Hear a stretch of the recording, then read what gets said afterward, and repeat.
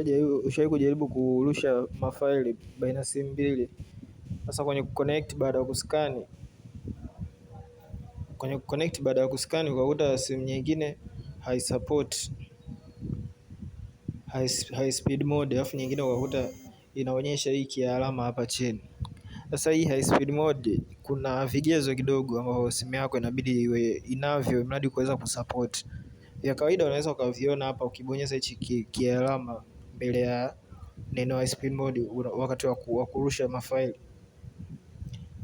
Kuna hizi mbili ambazo ni app requirement, kuna ambazo ni requirements ambazo zinahitajika. Kuna app version pamoja na device. So version yako ya hii simu inatakiwa yani sender, yani hii inamaanisha kwa sender inaweza kaoperate kuanzia version hiyo tajwa kuanzia 13 kwenda juu. Ni version ya sender lakini so ya simu. Alafu kwenye device kama ni Android inabidi iwe na support 5 GHz. Hii 5 GHz ni wifi frequency, na ambacho ni kitu kingine ambacho nilikuwa nataka nigusie. Kuna wifi frequency na kuna kitu kingine inaitwa wifi direct. Wifi frequency ni kama kiwango cha mawimbi ambayo yanayotumika kutransfer. Simu nyingi au device nyingi huwa zina double banded. Double banded ina maana yani zina frequency za aina mbili. Kuna 2.4 na hii ya 5. Ya zingine pia huwa zina 5 peke yake, so huwa zinatofautiana. Ila 5 inakuwa ni ina nguvu kubwa, ingawa upenyaji wake ndio unakuwa yani unakuwa na short wavelength kama naweza nikasema.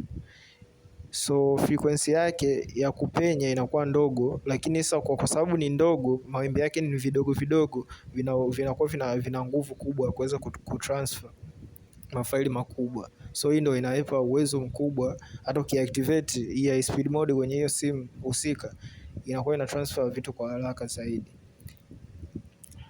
Ile single banded huwa ni frequency kubwa, lakini sasa uwezo wake sasa wa kutransfer faili kubwa huwa ni mdogo. Na huwa single banded huwa zinatumikaga kwenye software mbalimbali chache, sema sana bluetooth hivi. Ndio maana yani unaweza ukatumia bluetooth kutransfer vitu ila ikachukua muda mrefu. Kwa mfano movie na mafaili mengine, yani movie labda muziki, inaweza ikachukua muda mrefu zaidi kwenye kutransfer ukiachana na sender kwa jinsi gani ilivyotengenezwa. So kitu kingine ninachotaka nikugusie ni hiyo wifi direct. Hiyo wifi direct ni moja ya mbinu ambazo ningependa kushauri uweze kutumia ukitaka kutransfer mafaili madogo kwa mfano muziki, pasipo pa kutumia. Hata unaweza usitumie sender kama simu yako haisupport high speed mode, unaweza kutumia wifi direct. Unaiconnect tu pale. Kama unataka maelezo zaidi unaweza kaniambia hapo kwenye comment, nitatoa video zaidi pia kuelekeza.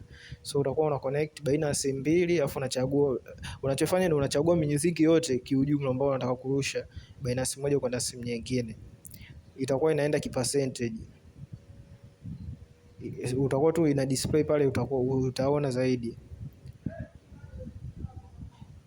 Sawa.